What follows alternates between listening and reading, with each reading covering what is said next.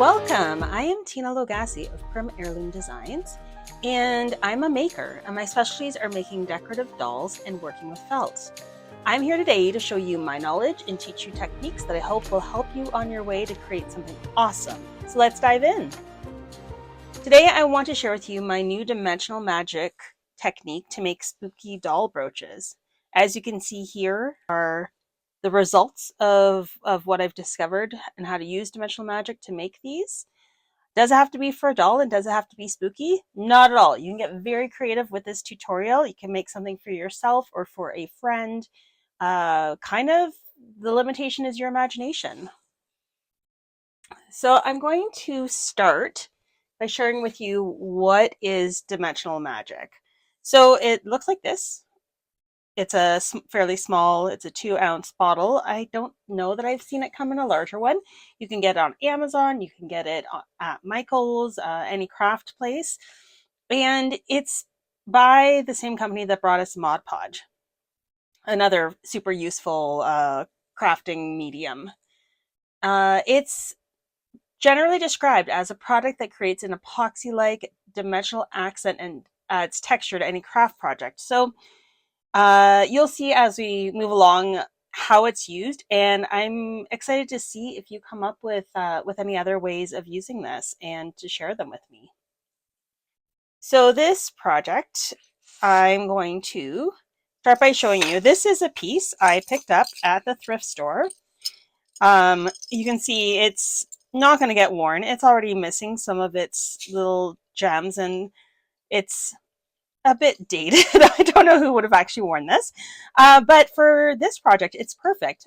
You can see it's got some really nice designs around that would lend each of these little locations to a perfect spot to put a photo that would in turn go onto a doll as a necklace. So I'm going to start by showing you how to remove these gems. And this is, so I'm going to use, I've got these random tools. Generally, this stuff is fairly easy to remove because you're going to be working with older items. Like I could just hear that crack when I went in. They're not, it's almost like the glue's gone brittle on them and such. So it's pretty easy. Sometimes you have to actually break the gem out, but I kind of want to keep these because I might use them for another project. So I'm just going to go around, and I didn't know that these would come out so easy. This one looks like it might be, oh, nope, got it out. So this seems, all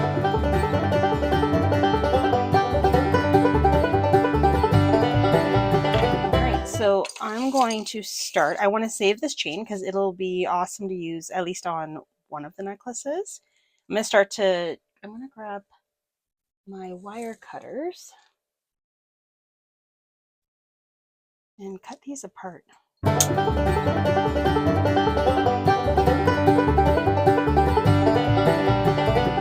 And you can see on the back, some of these have some other bits that I won't need. Or if you think you might use them, like I actually, now that I think about it, those would be perfect for me to hook a new chain onto. So I am going to leave them for now. But afterwards, if you realize you don't need them and you want this to sit flat, you can always just cut them off as well. Okay, now that I've got my picture frames, I just need to create my pictures for them. So over here, I have printed off some images. Some of them I have sized in Canva to fit within the frame sizes that I have. I just took a ruler, measured, made some little kind of templates in Canva, and then sized the photos accordingly. If that sounds intimidating for you, I have another option for you. If you can, I'm just going to cut these. So you can see that these ones with the white frame around are ones that I have already sized. These are going to be some guides for cutting out some of these other images that have not been sized yet for my frames. I'm going to cut this all out and then we'll talk more about this. Okay, so here we go. I've got all of my shapes cut out.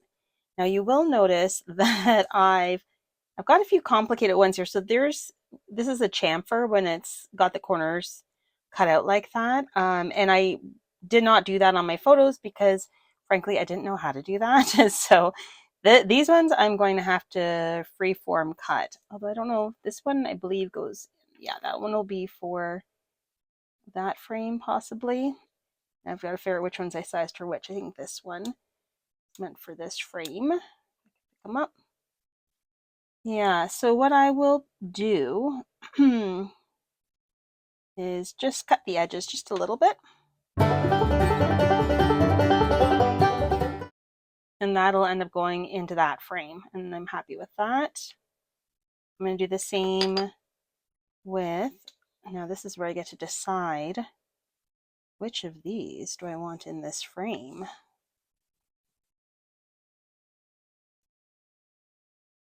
I think I'll do this one because it's a new photo to me.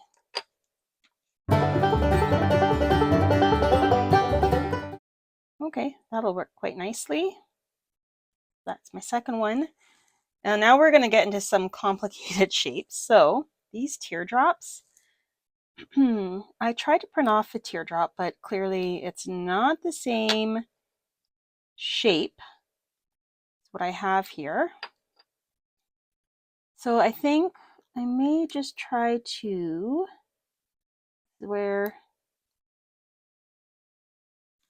gotta get a little creative here. I'm going to try to draw the actual shape as close as I can get it. This was just a generic teardrop template I found on Canva, and I thought, you know, it's going to get me close because the bottom's not bad. And I'm just going to take a bit off of there, and that side's okay, and we'll see where that gets us.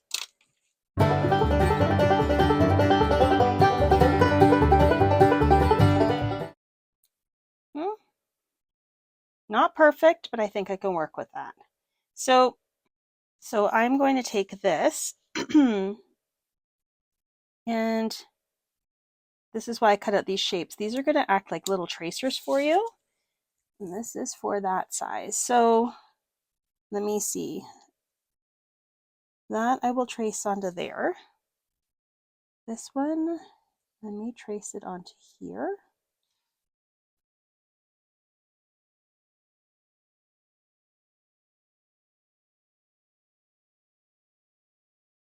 I'm just showing you this is an alternative if you just want to print off your pictures and then afterwards cut them out. And that works just as well.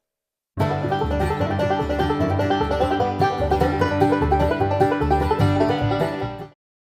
right, wow, that's not too bad. Alrighty, so the next step is to add little drops of glue underneath each of these photos.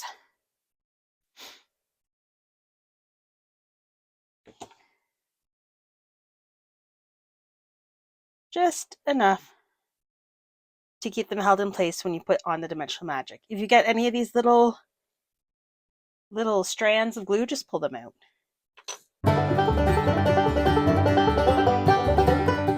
One thing I did forget to mention is you want to have this bit of a lip around whatever you use as your frame. This will help so that you can actually recess that photo, and then you've got something to contain the Dimensional Magic when you pour it over top. Okay, there we go. And kind of your final step is take a piece of cardboard, move to an area where these can sit undisturbed for, I'm going to say, a few hours. I like to wait a good 3 hours or so, depending on the size.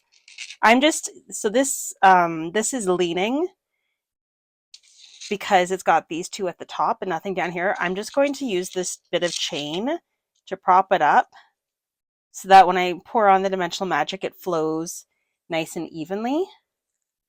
Oh, and this one is the same problem. So I might just take one of these, maybe this side. There we go. So that they're straight.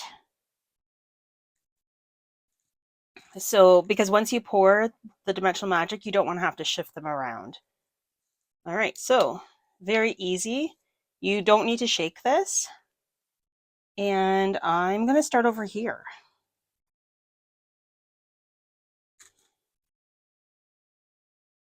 Okay, and I have a clog. So it's good for you to know too. If I get a clog in this, I just stick a needle down. There you go. And that should fix the problem. Try this again. There we go. So you see how it kind of just pours out, and it's not so liquidy that it just gushes, but look at that. And it's filling in all around there. And I don't think you can see on the video, but actually like creates a bit of a dome shape. It's pretty interesting. Something that might happen is you might get air bubbles. Let's see if I get one. If you do, just use a pin to pop the air bubble because it will show in your final portrait.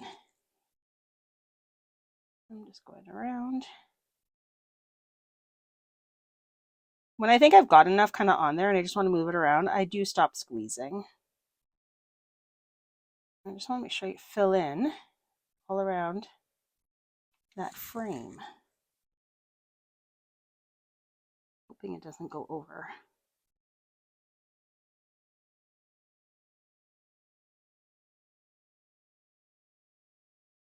There we go.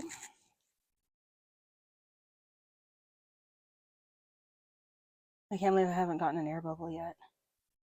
Every time I've done this, I've gotten at least a few. Or because I'm pouring slowly. Okay. I think there's one little spot in this. There we go. I am going to leave this and I am not touching it for a good 3 to 4 hours. So that time I'll come back and I'll let you see what these look like. Don't worry. I know they're opaque. They will dry crystal clear and they will look like glass. It's pretty cool. So I'll see you in a few hours. Hey guys, and I am back. And I want to show you, this has been about 3 hours since I worked on these. 3 of them are dried. You can see that they've gone completely clear after they've been opaque. This one is still in the process of drying. You can see it's still not clear, and it was quite a bit thicker of a pour, so I'm going to give that much longer for that to dry. But either way, it's done what I wanted it to do. These look really cool and spooky, and I'm going to have fun incorporating them into some future dolls. So I hope you liked this little tutorial and that it inspires you to create something with dimensional magic. If you expand the description below, you will find links to the materials and things I chatted about in this video. If you enjoyed this video, can you do 3 things for me? Hit the subscribe button below. It's free, and if you subscribe, you'll be notified when I release a new video. If you liked this video, I would love it if you could also click the like button below. It really helps me grow my channel, and YouTube will show my content to more people. And finally, if you know of someone who would enjoy this video content, could you share my channel with them? I would love to reach more people to help them along in their crafting journey. See you next time.